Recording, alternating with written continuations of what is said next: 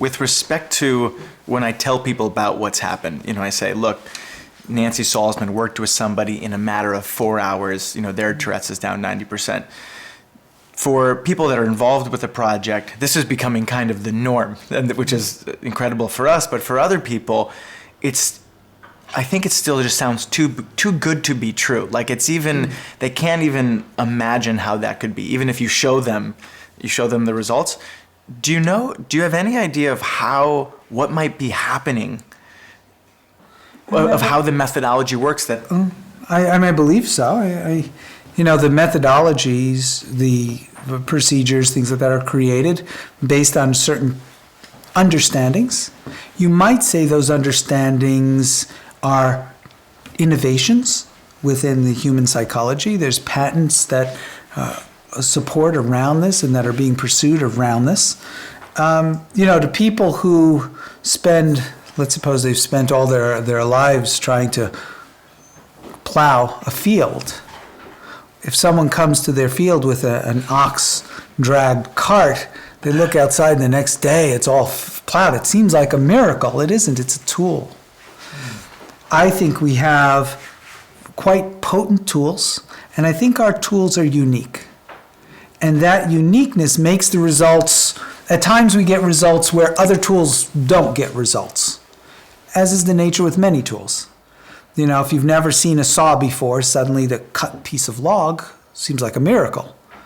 I don't think there's anything miraculous at all about what we do. I think it's very straightforward and explainable.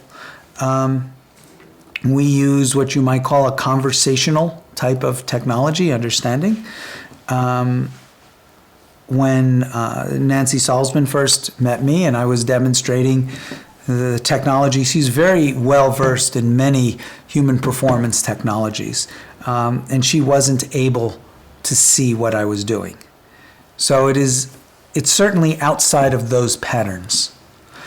So, some people say, your tool's better, it's not a matter of being better or worse. Tools are best for the thing that they're, suited to do. And if our tool is unique, there are certain things that it is suited to do that probably no one else can do right now. Who knows, there may be a whole bunch of people that do it better later. But I believe our tool set is potent. I believe our tool set is unique. And for all the people that have worked with us, who've been involved, whether it's been medical doctors, psychiatrists, people who are specialists in hypnosis, people who are specialists in NLP, people who are specialists in all these different things, they come and they see what we do. Most of the time they can't see what we're doing. And then when they learn what we're doing, they say, wow, this is really unique, interesting, because we have reasons for what we do. So I think it's very potent. And I think it's relatively simple. It takes, in some ways, overcoming your own limitations to do it. But when we first started with using the main staff of our technology, I was going to program a computer to do it. I was looking to do that. Of course, with human sense abilities and the things that we can do with rapport and things like that, we can do more than a computer can much quicker. But there's a certain portion of what we do that I believe could be well done with computer. Wow.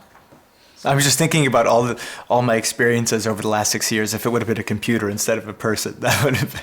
No, a computer doesn't have the same sort of sense acuity and interpretation of that sense acuity that humans do. But it is neat what you're saying is that it can be part of what's happening, though. It can be reproducible in that way. Yeah, it's one of the things that we spoke of in the very beginning, Nancy Salzman and myself. We wanted to do these results without talent. We would always say, do it without talent. Do it like you didn't have any insight, you didn't have any even hypothesis, all these different things. Just do it like a machine without talent. So a lot of our results are doable and we teach them without talent. Talent on top, we can do some things that are pretty fancy. Well, it's funny hearing you say that, or interesting, because when I went through my 16-day, and there I had already some great shifts with what I was experiencing in my body. I tell people that the head trainers of that training, one had a background as a waitress at a cheesecake factory, and the other one was a bartender, meaning people that helped me profoundly with my journey didn't have a background in psychology, didn't have a PhD in understanding, the brain or anything like that. The wrong credentials. They had the wrong credentials, but they had dedicated years and years and years to, practicing rational inquiry and understanding the education. And that always blew my mind, that they could study this and it was that reproducible and they could help me in such a profound way. The thing that stands in the way the most of our reproducibility are people's own issues and their own beliefs. And even their beliefs in what they can do. You're coming into that saying that believing maybe that a waiter couldn't possibly do that. If the waiter believed that, they would never be able to do it. Most of us can prove our limiting beliefs correct. If I believe I can't run a mile in a certain time, I can almost always prove myself correct.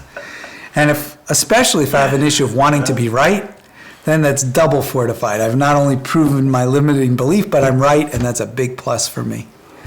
So I know that one well. Yeah, a lot of people have that, and that's something that's easy to, over time, transcend.